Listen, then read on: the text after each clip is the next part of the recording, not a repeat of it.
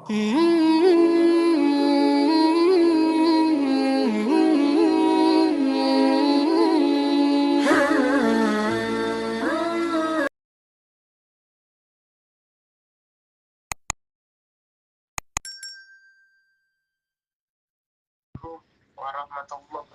wabarakatuh. Waalaikumsalam warahmatullahi wabarakatuh. Bismillahirrahmanirrahim. Alhamdulillahilladzi khalaqal insana fi ahsani taqwim. Asyhadu an la ilaha illallahul malikul haqqul mubin. Wa asyhadu anna Muhammadan abduhu wa rasuluhu arsalahu rahmatan lil alamin. Wa sallallahu wasallam ala sayyidina Muhammad wa ala alihi wa ashabihi ajma'in. Amma ba'du. Yang sama-sama kita hormati guru kita Bapak Ustadz Awang Abdul Razak selaku pimpinan dan pengasuh Majelis Zikir wa Ta'lim Riyadhah Firqatul Mujahidin, dan yang kami hormati Bapak-bapak, ibu-ibu jamaah RFM yang dirahmati Allah Subhanahu wa taala. Puji dan syukur selalu kita panjatkan kehadirat Allah Subhanahu wa taala yang telah memberi kita nikmat yang tak pernah putus-putusnya, sehingga kita selalu dapat hadir dan berkumpul serta bergabung di link Majelis Thalabul Ilmi kajian kitab Al-Hikam pada pagi yang berbahagia ini. Salawat beserta salam yang senantiasa kita mohonkan kepada Allah agar disampaikan kepada kekasihnya, yakni Habibana wa Nabiyana Muhammad sallallahu alaihi wasallam, kepada keluarga beliau, para sahabat, zuriat, para tabi'in, kepada kita semua, dan kepada seluruh pengikut beliau hingga yaumil akhir nanti. Hadirin yang dimuliakan Allah Subhanahu wa taala, untuk memulai kajian pada pagi yang berkah ini, marilah bersama-sama kita mengucapkan basmalah. Bismillahirrahmanirrahim.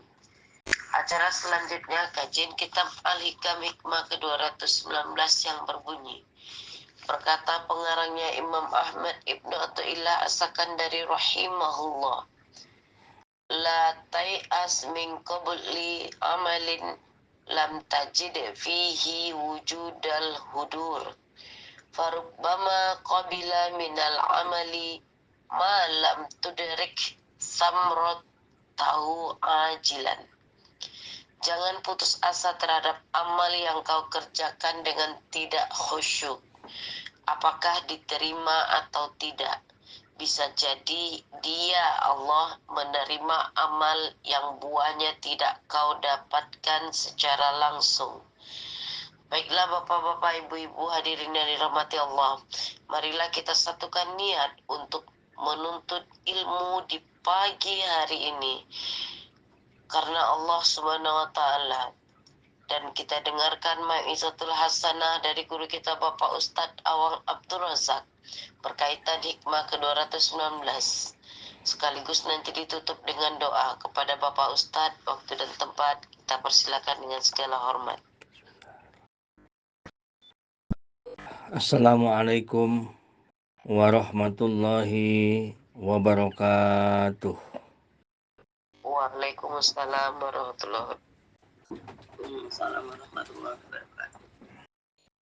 Bismillahirrahmanirrahim. Alhamdulillahillazi amarona bikasrati zikrih wa tilawati kitabih wa jihadin fi sabilih li'i'la'i kalimatih. Asyhadu an la ilaha illallah wahdahu la syarikalah wa asyhadu anna Muhammadan abduhu wa rasuluhu allazi la nabiyya ba'dah. Allahumma salli wa sallim wa barik ala sayyidina Muhammad ibn Abdillah wa ala alihi wa sahbihi wa man tabi'ahu ila yaumil qiyamah. Amma ba'du. Faqad qala Allah ta'ala fi kitabihil karim أعوذ بالله من الشيطان الرجيم.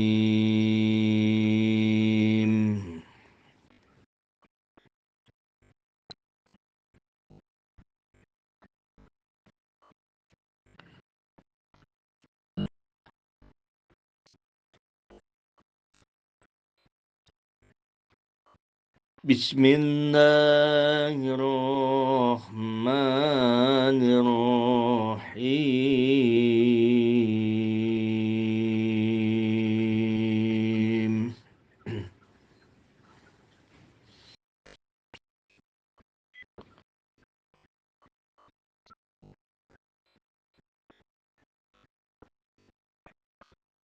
Qala innama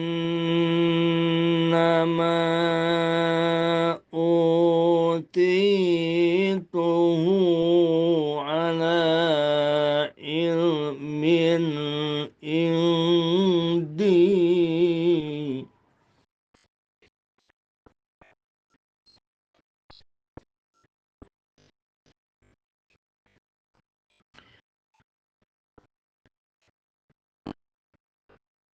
أولم يعلم أن الله قد أهلك من قبله من القرون من هو أشد منه قوة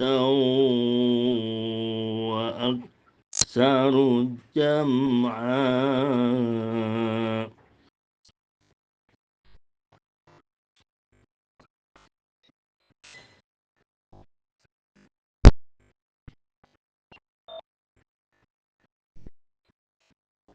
ولا يسأل عن ذنوبهم المجرمون.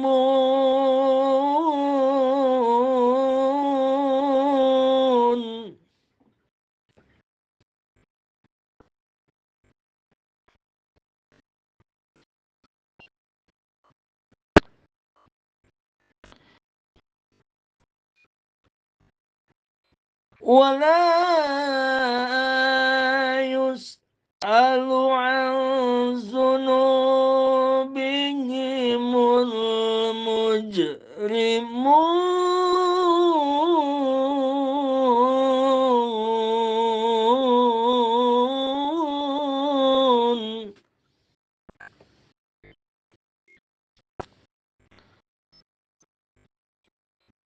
Sadaqallahul maulanal azim.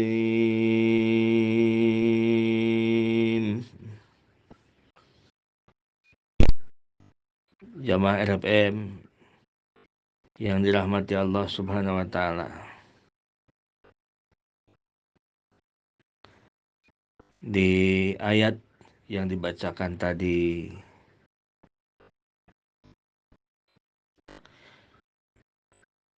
menerangkan tentang wala yus'alu an dzunubihimul mujrimun, dan tidaklah perlu ditanya tentang dosa-dosa mereka. Yang menceritakan tentang orang yang sudah jelas dosanya di pandangan Allah Subhanahu wa taala. Alhamdulillah, puji beserta syukur semoga berlimpah kepada kita semua, haturkan sepenuhnya, kita haturkan kepada Allah Subhanahu wa taala, yang mana atas limpahan rahmatnya, limpahan hidayahnya, limpahan kasih sayangnya, saat ini kita dikumpulkan oleh Allah Subhanahu wa taala. Selalu harus kita ingat, bukan kita yang berkumpul, bukan kita yang sedang mengaji, tetapi karena rahmat Allah lah kita bisa mengaji dan kita bisa berkumpul.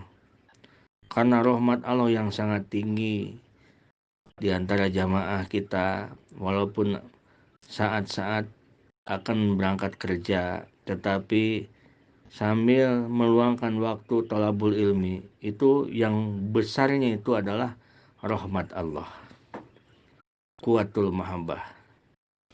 Oleh karena itu pantaslah jika kita mengucapkan terima kasih kepada Allah dengan ucapan Alhamdulillahirabbil alamin. Salawat beserta salam semoga berlimpah curah kepada baginda alam Habibana wa Nabiyana Muhammad sallallahu alaihi wasallam. Wa ila mu'allifi hadal kitab Syekh Ibnu Athaillah As-Sakandari rahimahullah, nafa'anallahu bihi wa bi ulumihi wa asrarihi. Syai'ulillahi lahul fatihah. A'udzu billahi minasyaitonir rajim. Bismillahirrahmanirrahim. Alhamdulillahirabbil alamin, arrahmanir rahim, maliki yaumiddin. Iyyaka na'budu wa iyyaka nasta'in, ihdinas siratal mustaqim, siratal ladzina an'amta 'alaihim ghairil maghdubi 'alaihim waladdallin. Rabbighfir lana, amin. Baik ibu-ibu, bapak-bapak, kita mulai kajian kita hikmah ke-219. Silakan yang sambil aktivitas ibu-ibu silakan lanjut, nanti dibiasakan yang akan bertanya dibiasakan sesuai materi agar waktu yang sedikit ini bisa bermanfaat, karena kalau pertanyaan di luar materi sayang waktu kita ini hanya sebentar-sebentar. Jadi pertanyaannya seputar materi agar untuk memperdalam dan memperjelas. Setuju ya ibu-ibu ya? Setuju. Nah, lumayan kalau dipakai pertanyaan 10 menit tetapi di luar materi, apalagi bab-bab yang begitu. Jadi sekarang pakai aturan main pertanyaannya, tidak bebas, agar sebuah pertanyaan itu adalah untuk memperdalam materi yang disampaikan. Yang tidak mengerti ditanyakan, begitu. Kalau urusan fikih, urusan begitu, di link aja kita nanya nanti di grup aja. Bismillahirrahmanirrahim. La tai'as min qabuli amalin lam tajid bihi wujudal hudur. Janganlah engkau berputus asa dari diterimanya amal ibadah yang mana engkau tidak mendapatkan hadir hati bersama Allah. Janganlah berputus asa, sholat nggak hadir hati, wirid nggak hadir hati. Parubama kubila minal amal malam tudrik samarotuhu ajilan. Terkadang diterima amal yang tidak dapat buahnya di dunia. Di antara buahnya diterima amal itu kan ada hadir hati, ada lazat, ada nikmat saat beramal. Kita beramal wirid-wirid sudah lama, tetapi nikmat beramal itu tidak ada, tidak pernah kita rasakan. Kita beramal wirid, sedekah, segala macam kita amal ibadah, tetapi belum pernah kita merasakan hadirnya hati. Susah banget begitu, hadir hati susah. Terus merasakan lazatnya amal itu juga susah. Jangan kita berputus asa. Yang penting syarat diterimanya amal kita sudah jalankan. Setelah syarat diterimanya amal kita sudah jalankan, walaupun di saat amal kita tidak menemukan hadirnya hati, tidak menemukan buahnya amal, yaitu lazat, nikmat saat beramal. Sholat itu nikmat. Nah, sholat nikmat itu kan ciri amal diterima. Tapi kita sulit, kok nggak pernah nikmat sholat ini. Jangan putus asa. Begitu, maksudnya itu. Iza tawaffarat fil amali surutul qabul, walakin la tajidu fihi alamatal qabul minal halawati wal ladzati wal hudur ma'allah wala tayas. min qabulihi li'annahu su'udzoni bi rabbih. Apabila tawafarat fil amal, apabila sudah sempurna dalam suatu amal ibadah, surutul qabul, syarat diterimanya amal sudah sempurna kita laksanakan. Walakin la tajidu fihi alamatal qabul, tetapi kita tidak pernah menemukan ciri diterima amal yang Allah berikan di dunia saat kita beramal. Ciri diterima amal kita sholawat, ada lezat saat sholawat, ada kenikmatan. Saat sholat ada kenikmatan. Saat sedekah ada kenikmatan. Saat amal ibadah apapun, ciri diterimanya adalah ada kenikmatan, ada lezat, ada hadir hati saat zikir. Saat sholat ada hadir hati. Saat zikir kita ikut zikir hatinya minimal. Hadir serta Allah. Fala tay'as, maka jangan putus asa. Nah, tetapi dengan satu syarat. Syaratnya apa? Setelah kita sempurna syarat qabul, syarat diterimanya amal sudah kita laksanakan, namun tidak menemukan ciri-ciri diterimanya amal, yaitu nikmat saat amal, lezat, hadir hati, jangan putus asa dengan diterimanya amal. Kenapa jangan putus asa? Li'annahu su'udzoni li rabbih, karena berputus asa itu adalah su'udon li rabbih, buruk sangka kepada Allah. Saya mah kayaknya males wirid tuh. Kenapa emang? Ya, nggak ada nikmat dalam wirid tuh. Kan kalau kita nikmat dalam wirid itu kan jadi ciri diterima wirid itu. Nggak ada saya nikmat. Nah, jangan putus asa. Jangan putus asa. Yang penting adalah syarat diterimanya amal ini yang harus kita perhatikan. Walayan bagi laka antatrukal amal li adami hudurika fihi, dan jangan dan walayan bagi dan tidak peryogi, artinya jangan meninggalkan amal karena alasan tidak ada hadir hati saat amal. Berhenti ngajinya, berhenti wiridnya, berhenti sholawatnya karena nggak hadir hati itu dengan amal. Subhanallah, subhanallah, subhanallah, subhanallah, subhanallah. Hati itu nggak hadir, nggak merasakan maha sucinya Allah, atau nggak ikut wirid hati itu dengan subhanallah, subhanallah. Kan harusnya minimal hadir hati itu adalah lisan mengucapkan la ilaha illallah, hatinya pun ikut la ilaha illallah. Itu minimal paling dasar. Kalau udah naik ke atas la ilaha illallah, la ilaha illallah, hati menyaksikan perbuatan Allah, tidak ada yang berbuat kecuali Allah. Kalau yang masih baru-baru, la ilaha illallah, la ilaha illallah, hati menyaksikan tidak ada Tuhan selain Allah. Ningkat lagi ke atas, la ilaha illallah, la ilaha illallah, hati menyaksikan tidak ada yang berbuat kecuali Allah.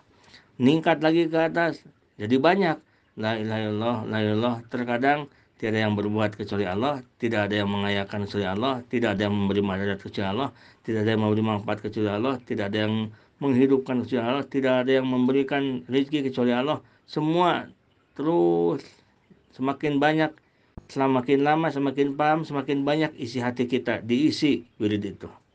Nah, kita tidak bisa begitu. Jangan putus asa dengan diterimanya amal ibadah kita. Maksudnya begitu. Aku nggak mau dikir lagi lah, malas. Itu karena nggak ada hadir hati kita. Syekh Ibnu Athaillah di dalam hikmah yang lain mengatakan la tatruku zikra li adami hudurika ma'allahi fihi li'anna ghaflataka an wujudi zikrihi asyaddu min ghaflatika fi wujudi zikrihi. Janganlah engkau meninggalkan zikir karena tidak adanya hadir serta Allah saat zikir hatinya. Karena lupanya engkau dari zikir itu lebih buruk daripada lupa tidak berzikir sama sekali. Kalau kita sedang zikir lupa kepada Allah, itu masih mending daripada kita tidak zikir sama sekali. Kalau kita tidak zikir sama sekali, itu lebih buruk daripada orang yang zikir hatinya tidak hadir. Paham Ibu? Paham ya? Al-Imam Ghazali, guru kita, Syekh Hujatul Islam, Al-Imam Ghazali mengatakan di dalam kitab Ihya Ulumuddin, zikir kita la ilaha illallah atau Allah Allah Allah atau yang sedang riadoh nih, hasbunallah wa ni'mal wakil, hasbunallah wa ni'mal wakil 10.000, atau yang sedang baca apa aja zikir, walau hanya baru di lisan zikirnya, itu sudah ada nilai ibadah, sudah ada nilai ibadah di mulut, di lisan. Logikanya ibu-ibu, kalau misalkan kita sehari semalam kita wirid la ilaha illallah, la ilaha illallah di lisan, ada waktu sempat senggang la ilaha illallah, la ilaha illallah, la ilaha illallah, ada waktu senggang la ilaha illallah, la ilaha illallah, lagi nyupir la ilaha illallah, la ilaha illallah. Misalkan kita punya kerjaan atakoh, la ilaha illallah, la ilaha, lagi sendiri la ilaha illallah, atau hasbunallah wa ni'mal wakil, hasbunallah wa ni'mal wakil. Minimal ibu, minimal lihat dari sisi baiknya.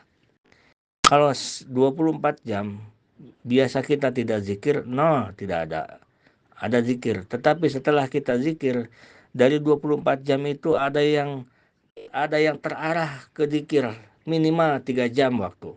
Walaupun 3 jam itu kadang-kadang cuma 15 menit, kadang-kadang berapa menit, itu sudah meminimalisir dosa lisan kita.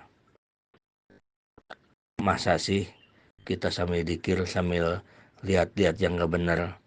Masa sih kita sambil zikir sambil ngomongin orang? Masa sih kita sambil zikir sambil melakukan dosa? Betul nggak Ibu?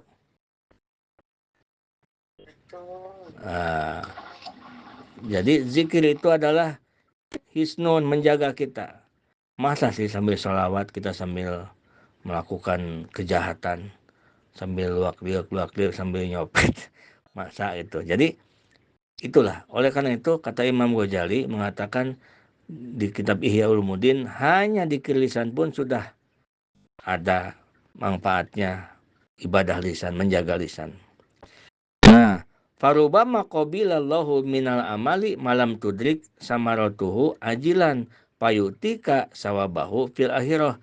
Maka terkadang Allah menerima amal ibadah itu, sesuatu yang engkau tidak temukan di dunia, buahnya amal. Terkadang Allah menerima amal ibadah itu walaupun di dunia engkau tidak merasakan nikmat amal itu. Walaupun di dunia tidak engkau merasakan hadir amal itu. Terkadang Allah menerima amal itu di akhirat nanti. Dan Allah berikan pahalanya di akhirat. Jadi intinya, jangan sekali-sekali kita meninggalkan amal, padahal syarat untuk diterima amal itu sudah dipenuhi. Jadi yang harus kita fokus, jangan terkecoh.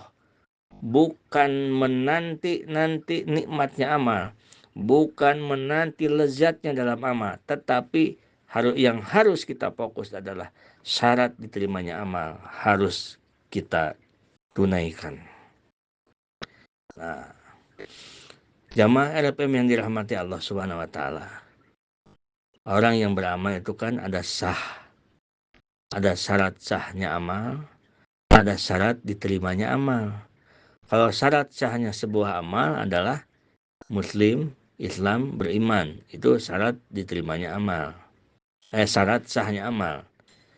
Orangnya Islam, beriman. Itu syarat diterimanya amal. Jadi kalau orangnya baca istighfar, dia astagfirullah, astagfirullah, astagfirullah, astagfirullah, astagfirullah. Kalau dia seorang non-Muslim, tidak akan jadi ibadah.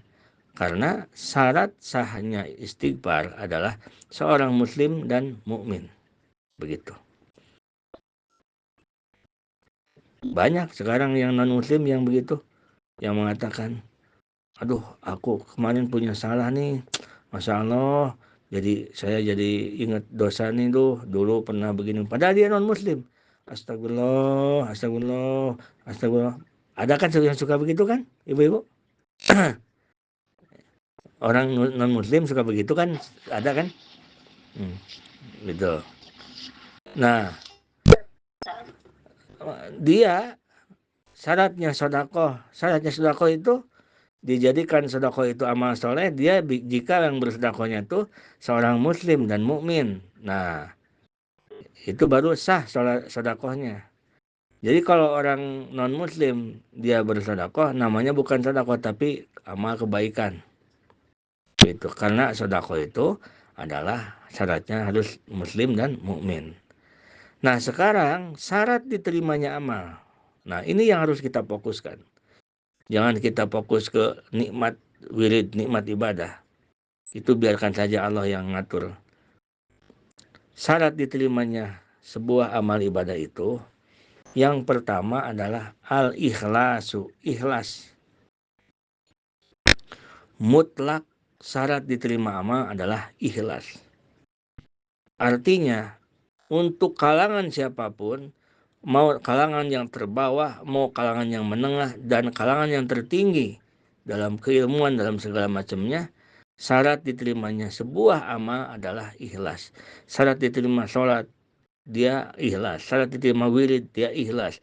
Syarat diterima baca Quran, sedekah, dan segalanya adalah ikhlas. Jadi syarat diterimanya amal itu yang pertama adalah ikhlas. Rasulullah bersabda, la yaqbalullahu min musammi'in wala mura'in. Allah tidak menerima amal ibadah dari orang yang minta didengar dan ria. Minta dengar itu artinya ingin didengar orang, ria ingin kelihatan orang. Tak kalau orang yang beramal ibadahnya musamiin wala mura'in, orang yang amal ibadahnya musamiin dan mura'in, ria, itu tidak usah berharap amalnya diterima. Itu. Allah berfirman dalam hadis qudsi, ya ayuhan nasu akhlisu a'malakum lillahi fa innallaha la yaqbalu minal a'mali illa ma khalasalahu. Wahai manusia-manusia, ikhlaskan amal kalian karena Allah, karena sesungguhnya Allah tidak menerima amal kecuali amal yang ikhlas karena Allah. Nah, sekarang ikhlas itu seperti apa? Menurut ulama, ikhlas itu ada 3 tingkatan. Ini kita jangan keluar yang dari 3 tingkatan ini. Jangan sampai tidak ada yang dari 3 ini. Kalau ada kita posisi yang satu di antara yang 3 ini, kita sudah termasuk ikhlas. Yang pertama, ikhlas yang paling rendah, yaitu orang yang beramal ibadah karena takut dengan siksanya Allah. Ibadah getol, tahajud getol, baca Quran getol, salawat getol, karena takut dengan siksaan Allah, karena takut dengan neraka. Nah, ini sudah masuk ikhlas. Yang selanjutnya yang kedua, tingkatan yang kedua di atas ini, ikhlas yang di atasnya yaitu rajin ibadah, sholawat rajin, baca Quran rajin, sholat tahajud rajin, karena mengharapkan surganya Allah, karena mengharapkan pahala dari Allah Subhanahu wa Ta'ala. Sholat getol karena mengharapkan surga. Ini sudah termasuk ikhlas. Ini sudah aman, termasuk ikhlas. Nah, yang terakhir yaitu ikhlas yang paling tinggi. Dia ibadah, sholat, tahajud, apapun yang ia lakukan, tidak ada keinginan, tidak ada takut karena siksaan Allah, dan tidak ada karena ingin surganya Allah atau pahala, tetapi ia ibadah hanya menjalankan perintah Allah. Aku seorang hamba dan Allah adalah Tuhanku, dan aku kewajibanku berbakti terhadap Tuhan. Artinya dia ibadah hanya menjalankan perintah Allah dan mengharapkan ridho Allah Subhanahu wa Ta'ala. Ini ikhlas paling tinggi. Jadi kalau kita ada di posisi yang ke-1 sudah aman, posisi yang kedua sudah aman, apalagi yang posisi ketiga. Cuman kalau bagusnya kalau kita masih di posisi ke-1, pindahkan jadi posisi kedua. Kalau sudah kita di posisi kedua, belajar untuk di posisi ketiga. Artinya ibadah kita jangan karena takut oleh siksaan Allah dan jangan karena ingin ke surganya Allah, tetapi ibadah kita hanya karena menjalankan perintah Allah dan mengharap ridho Allah. Satu itu ikhlas. Syarat diterimanya amal. Syarat diterimanya amal ibadah. Mau sholat, mau wirid, apapun syaratnya itu. Yang kedua, ada syarat diterima amal yang dohir. Syarat diterima amal yang dohir yaitu makanan, minuman, pakaian yang kita gunakan yakin halalnya. Jadi Allah tidak akan pernah menerima sholat yang Allah tidak akan pernah menerima sedekah dari hasil haram. Allah tidak akan menerima wirid-wirid yang dia makannya makanan haram. Kalau wiridnya tidak haram, cuman orangnya ini makannya makan haram. Nah, itulah. Jadi boro-boro mengharapkan hadirnya hati atau boro-boro mengharapkan lezatnya ibadah, itu tidak cumpon ke syarat diterimanya amal pun tidak memadai begitu. Karena syarat diterimanya amal yaitu makanan, pakaian, minuman yakin halalnya. Wa minha at-taqwa. Yang selanjutnya adalah syarat diterimanya amal adalah takwa. Inna ma yataqabbalallahu minal muttaqin. Pastinya Allah menerima amal-amalan itu dari orang yang takwa.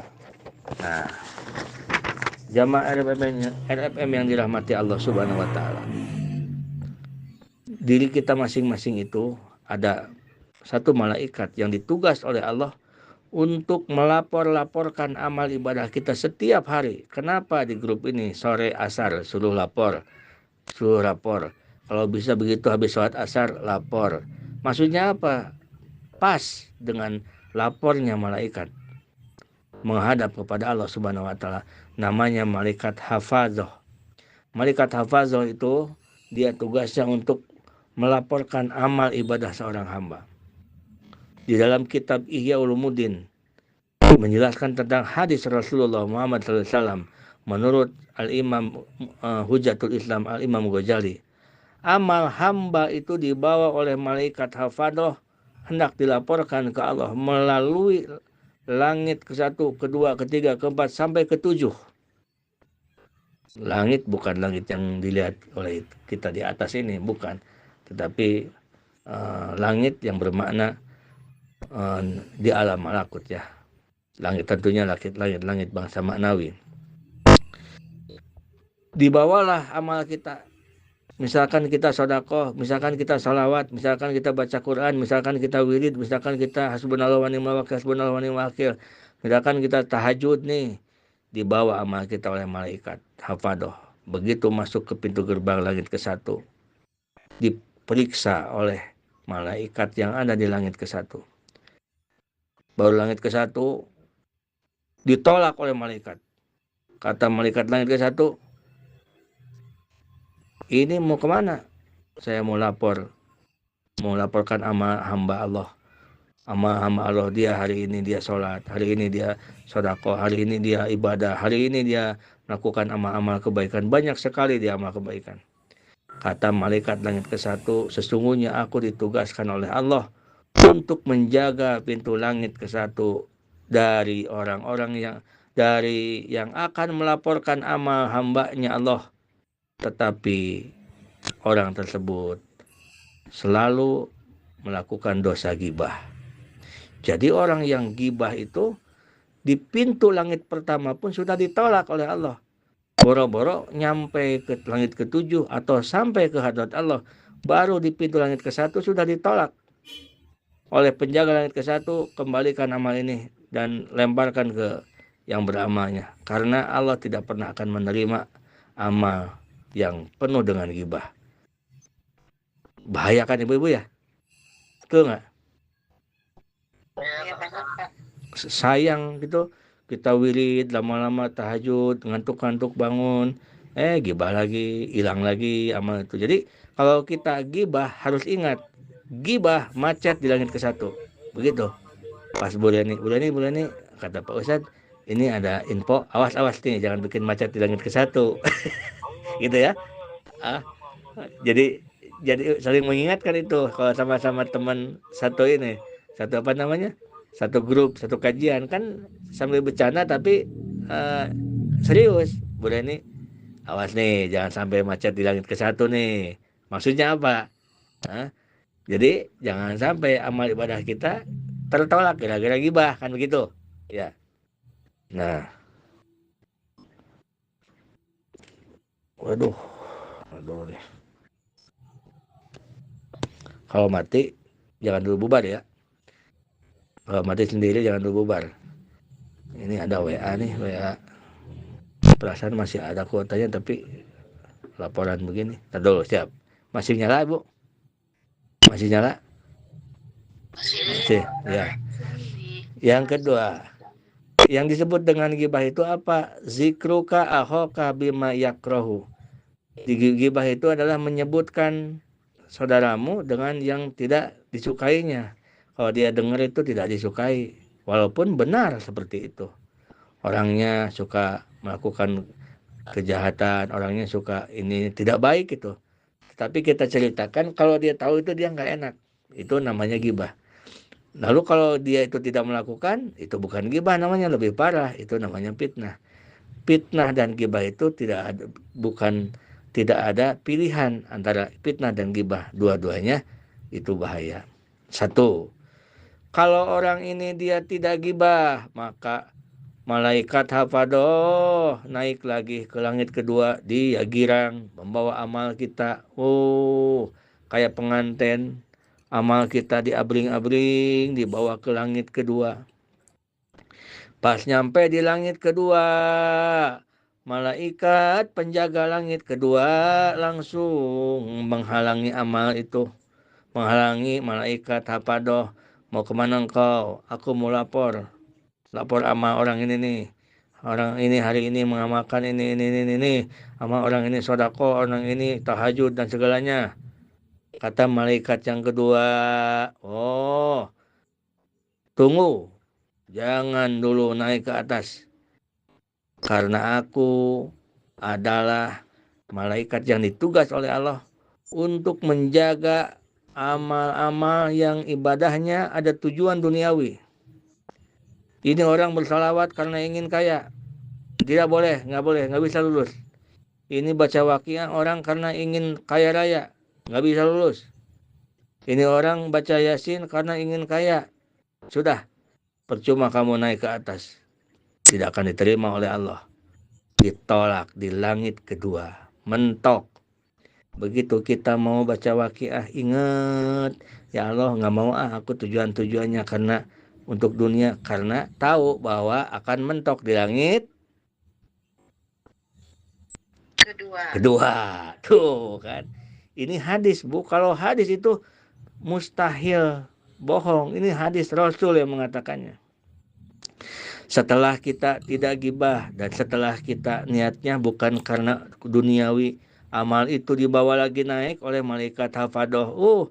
Malaikat hafadoh seperti girang. Wah, nih dibawa lagi. Baiknya malaikat hafadoh tuh dibawa amal kita seperti cahaya berkilap-kilap sampai di langit ketiga. Langit ketiga nggak berdegak di wayata malaikat ngajaga. Mau kemana ini? Lapor biasa harian. Ya, lihat coba dicek. Pas dicek oleh malaikat yang langit ketiga, wayahna, mohon maaf, ini bawa lagi pulang ke bawah. Kasihkan lagi ke orang yang beramalnya. Karena aku ditugaskan Allah untuk menjaga langit ketiga dan tidak mengizinkan amal ibadah seorang hamba Allah yang ada sifat sombong, sifat angkuh dalam hatinya. Malaikat hafadoh nihil, ya kembalikan lagi amal itu. Masya Allah, Ibu.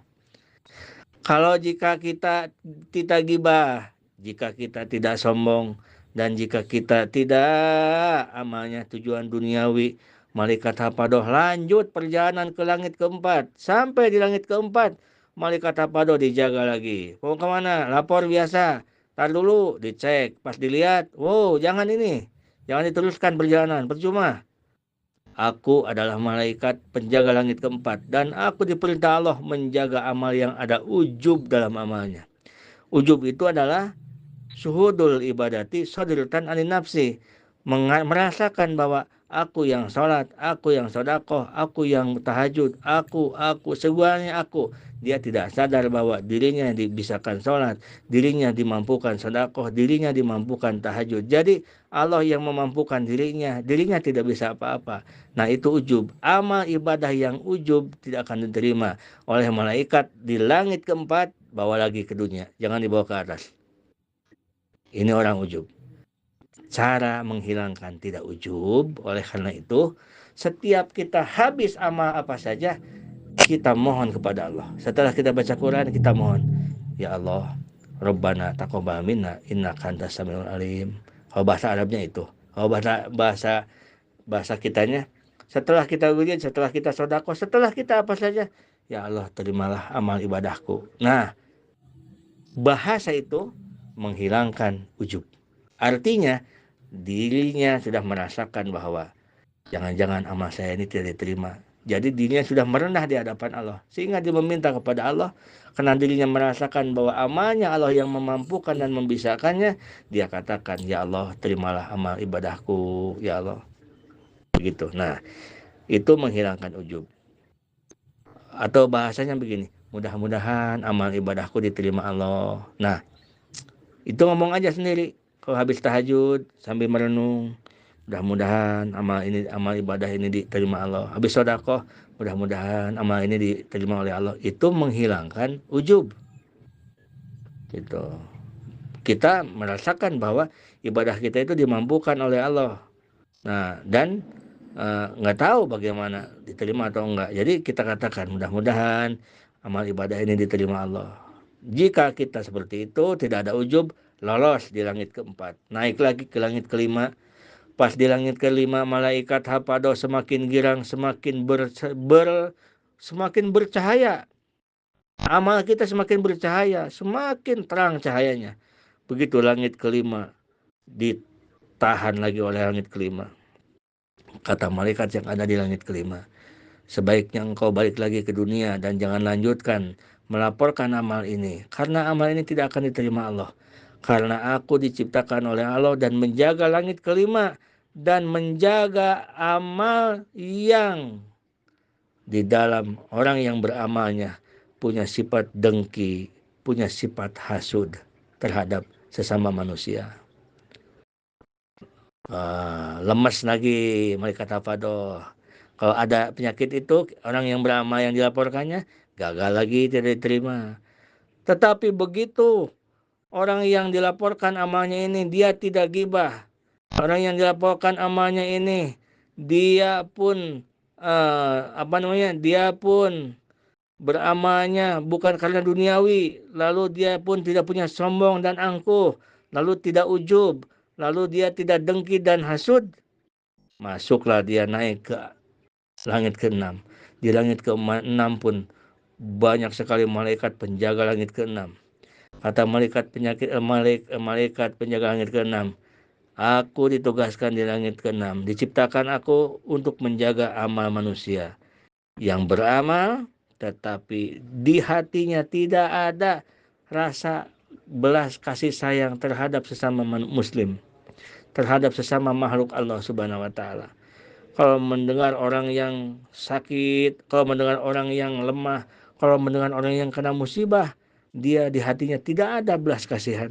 Di hati ini, di hati. Artinya, kan kalau di hati itu udah parah kan. Kalau kita membantu orang yang miskin atau begitu kan itu tergantung keadaan kita. Tetapi kalau hati kan nggak usah pakai materi. Ini orangnya ahli ibadah, orangnya ahli tahajud, ahli wirid, ahli dzikir, baca Quran, bahkan khatam Quran, tetapi di hatinya tidak ada rasa belas kasihan, belas kasih sayang terhadap sesama makhluk Allah Subhanahu wa taala. Siang malam dia tahajud, tetapi di siang hari dia melihat kucing yang kecemplung masuk ke mana? Masuk ke kulah.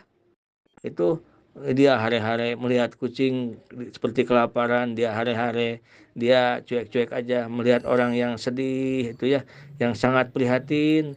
Kita nggak punya apa-apa, tetapi hatinya itu dia cuek gitu. Nah, kan Allah menyaksikan hati itu, hatinya cuek.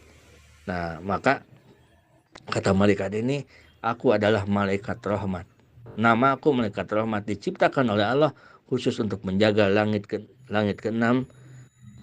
Setiap amal yang dilaporkan, yang beramalnya di hati tidak ada rasa kasih sayang, aku suruh tutup dan tolak, tidak mungkin sampai kepada Allah. Yang ketujuh, amalannya malaikat yang menjaga langit ketujuh adalah malaikat yang menjaga amal yang ada ria. Begitu lolos langit ke 1, 2, 3, 4, 5, 6, begitu di langit ketujuh dicek oleh malaikat. Begitu dilihat, oh amal ini ria dia beramal itu bukan karena Allah, tetapi dia karena ingin dipuji orang, karena ingin sesuatu dari orang, karena ingin pujian dan pujaan. Akulah malaikat zikir, kata malaikat di langit ketujuh. Aku ditugaskan untuk menghalangi amal yang ada ria, keinginan kepada selain ingin pujian dari manusia. Setelah kita lolos di langit ketujuh, malaikat hafadoh tergirang-girang, dikawal oleh 3.000 malaikat berseri-seri seperti pengantin akan menghadap kepada Allah Subhanahu wa taala. Berseri-seri cahaya, sangat bersinar cahaya amal kita yang dibawa oleh malaikat hafadoh. Menghadaplah malaikat hafadoh kepada Allah Subhanahu wa taala. Begitu sampai kepada Allah Subhanahu wa taala, Allah katakan, wahai malaikatku, engkau telah menjalankan tugas dariku, tetapi ada satu yang engkau tidak tahu. Amal ini walaupun sudah lolos dari langit ke 1, 2, 3, 4, 5, 6, 7, tetapi aku tugaskan, kembalikan amal ini ke orang yang beramalnya. Lemparkan ke mukanya, karena dia beramal bukan karena aku, tetapi karena selain aku. Masya Allah. Nah ini ibu-ibu bapak-bapak yang harus kita perhatikan, yang ini poin ini. Tidak usah kita merasakan putus asa diterima amal gara-gara tidak ada lezat dalam ibadah, tidak ada lezat dalam berzikir. Tetapi yang poin ini, syarat diterimanya amal, cumpon. Yang penting kita dalam beramal jangan sampai macet di langit ke-1, ke-2, ke-3, ke-4, ke-6, ke-7 sampai menghadap ke Allah macet. Nah itu yang rugi. Jadi itu yang harus diperhatikan. Jadi Allah Subhanahu wa taala berfirman dalam Al-Qur'an, "Anna inda zonni abdi bi." Aku bagaimana dengan prasangka hambaku. Maksudnya, sesudah kita menyempurnakan persyaratan diterimanya amal, baru kita berharap diterima amal oleh Allah Subhanahu wa taala. Itu. Mudah-mudahan amal aku diterima oleh Allah. Nah, syaratnya udah dilalui. Itulah namanya prasangka kita kepada Allah Subhanahu wa taala. Kesimpulan dari hikmah yang ke-219 ini. Janganlah putus asa, janganlah tidak berharap diterimanya amal yang tidak ada pada amal itu. Tanda-tanda diterima amal yaitu lezat, hadir dan sebagainya. Gitu. Tapi kita misalkan kita tidak mendapatkan kelezatan dalam beramal, tidak mendapatkan hadir hati dalam beramal, jangan putus asa dengan diterimanya amal tersebut. Selama amalnya memenuhi syarat-syarat untuk diterimanya sebuah amal, maka jangan pernah putus asa. Karena terkadang Allah tidak pernah memberikan cirinya di dunia, tapi dia akan berikan cirinya di akhirat. Hadanallahu wa iyyakum ajmain. Assalamualaikum warahmatullahi wabarakatuh.